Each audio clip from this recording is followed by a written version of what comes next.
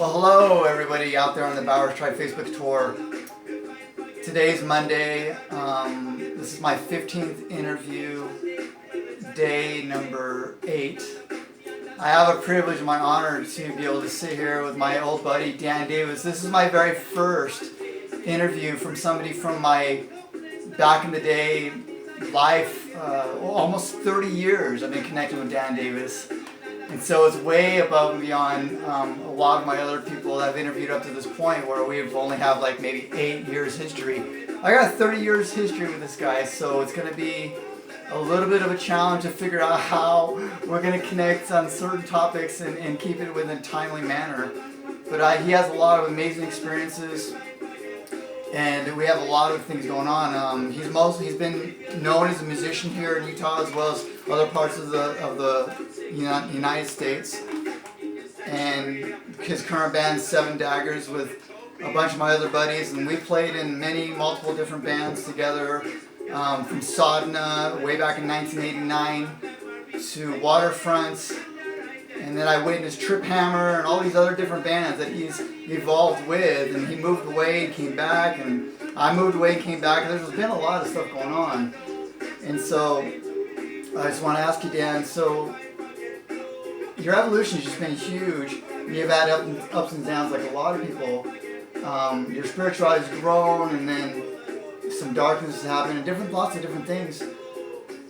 What would you say? Is there any specific pivotal experience that's kind of been stood out to you that's really enhanced your growth?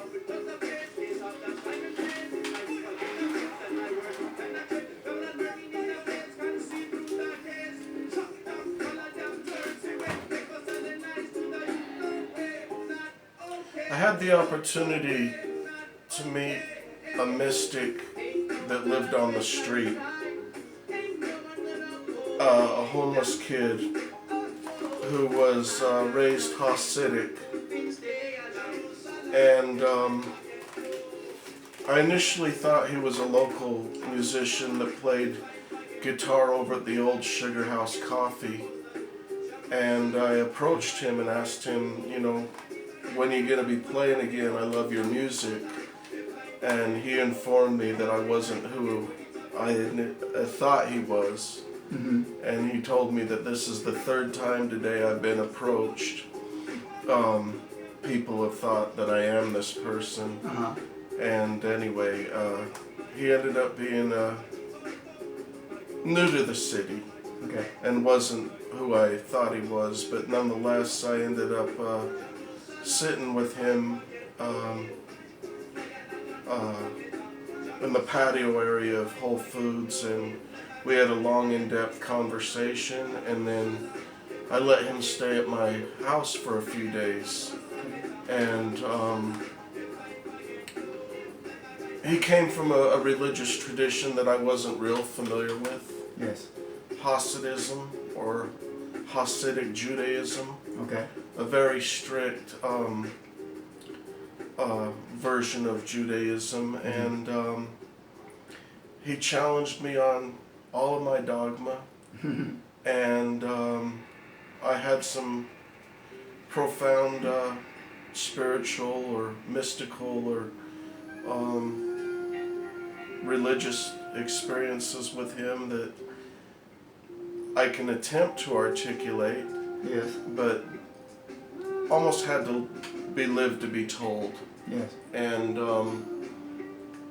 this kid had what you would call in Sanskrit, the word is cities, occultic powers. This kid knew things about me I didn't tell him. So he kind of had like really strong intuition to be able to know things without you having to verbalize them. Yeah, he had the type of vision that, I would imagine that the Aghoris in India, they're covered in ashes from the crematorium, and you make eye contact with them and their vision just burns through your ego, and they see you. Well, this kid was like that, Okay. I didn't have to tell him anything about me. Yeah. He knew my story. Oh, that's cool. He just had a way of reading karma. He had a way of reading an individual's energy field, meridians, chakras, aura, subconscious mind. The most profound experience I had was about 5 years ago when I let this kid live with me, and he challenged me on every dogmatic principle I held dear to my heart. Okay. He just challenged it. You know, I've been pretty dogmatically vegan, and he challenged that. I felt grounded in my sexuality as a heterosexual male. He challenged me on that. Yeah. He had an agenda with me. I think he wanted me to. He wanted to coerce my perspective into a broader horizon that I hadn't considered. And he put his money where his mouth is because, like I say, I've met some pretty big names in my journey, as you have. We talked about that earlier, whether it was, you meeting Krishna Das, or me meeting Ram Das, or you meeting Jayu Tal, or me meeting Ray Kappa. Ray Kappa was a big name.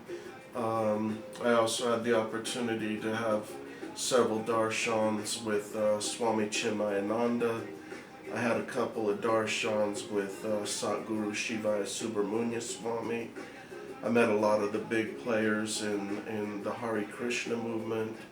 I was personally initiated by Srila Govinda Maharaj of the Sri Chaitanya Saraswat Math. I was trained up in Transcendental Meditation by John Manning, who had a lot of personal association with the Maharishi.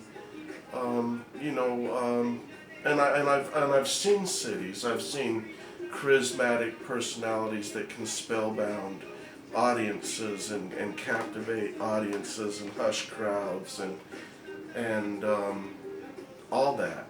Yeah. But this kid, this homeless Jewish kid, showed me more occultic power than anybody I'd ever met in my life. Wow, that's an amazing experience. Now, we also talked, and I've mentioned this before in some other interviews, I use the word affinity, to where there's affiliations with certain people, even 3 decades later, for some reason, even though there's a huge evolution. Now, Dan, you did mention a lot of our connection has been through, obviously, music, as well as lifestyle of diet, being vegetarian, different things like that. But I know I'm not the only one that you probably have still connected with 30 years later.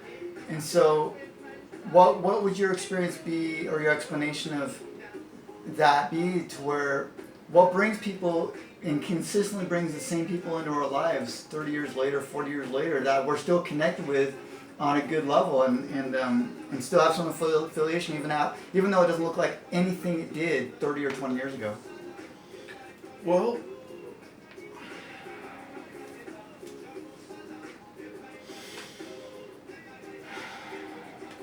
I think it has something to do with tribalism, and I think it has something to do with different soul groups incarnate here at specific times.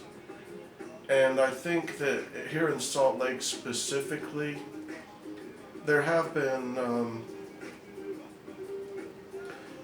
a close affiliation of people that you bump into on a consistent basis, no matter what you're into in life, no matter what your career path is, no matter how well you're doing or how much you're struggling. You run into these people and they check in with you. Yeah. And it doesn't matter if it's been a day, a week, a month, a year, or a decade. You sort of pick up where you left off, and it's good to see them again. I think it has something to do with there's just a lot of souls that needed to be in Salt Lake City and take birth here in the 60s, 70s, and 80s and share this journey here. Because, Salt Lake City is a very unique place. Yes. People would assume that, there's only one way of thinking here, but that's just absolutely not true.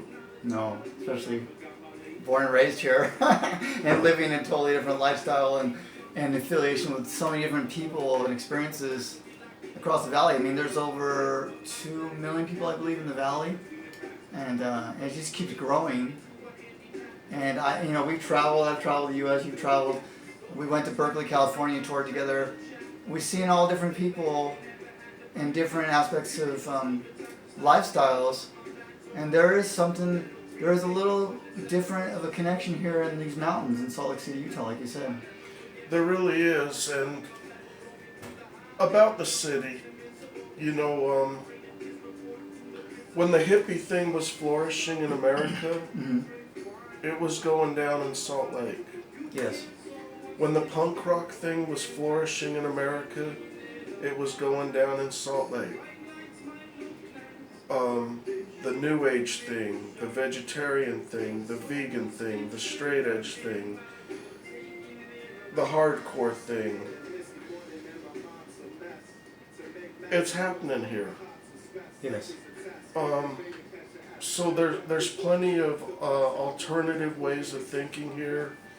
Businesses, people that have made a lot of really unique contributions here and made the different perspectives and ways of living and philosophies available to all who are inquisitive for that.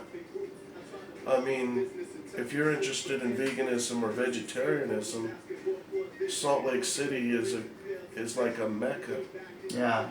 For options. This is an extremely friendly city for vegetarians and vegans alike. Absolutely.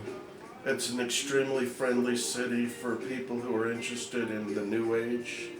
We've got Golden Braid Books, we've got Dancing Crane Imports, we've got all kinds of groups meeting together to do sound baths with bowls. Bhajan, Kirtan. There's festivals, blues festivals, jazz festivals, even Om Fest, which is like a New Age festival. I mean, there's a lot of stuff going on, and I'm grateful to be here in this valley. And I'm also very grateful that we're still hanging out, and we're sitting here in real life 30 years later, and we're still connecting. And we're not personally hanging out in the same circles. We're not in the same bands. I kind of stopped drum kit and I evolved with just hand drum djembe stuff, with yoga stuff. But we're still connected on some level that's just not explainable. Yeah, it's hard to articulate it, Chris. It really is. But what's cool about it is, like I said, whether it's been a day, a week, a month, or a decade, people like you and I touch base and we catch up, and it's a beautiful thing. The only way to go is up, I guess. Absolutely. And I think that's what it's about. Is we never incarnated here to live like crabs in a bucket. The objective was never to pull each other down. The objective here is to bring each other up and evolve together and learn together and maybe someday even transcend together. It's a beautiful thing. Well, once again, I appreciate your time, Dan, and look for the link below this for Dan's current band, Seven Daggers, with the amazing also Anthony Davis and Ty Lee and all the individuals. 7D. And so would it be safe to say, Dan, that we're friends in real life and not just on Facebook? Friends eternal. So friends for eternity. So appreciate everybody's time and look forward to seeing you for the next 20 plus days on the Bowers Tribe, and thanks for listening. Namaste, Chris. Namaste, Dan.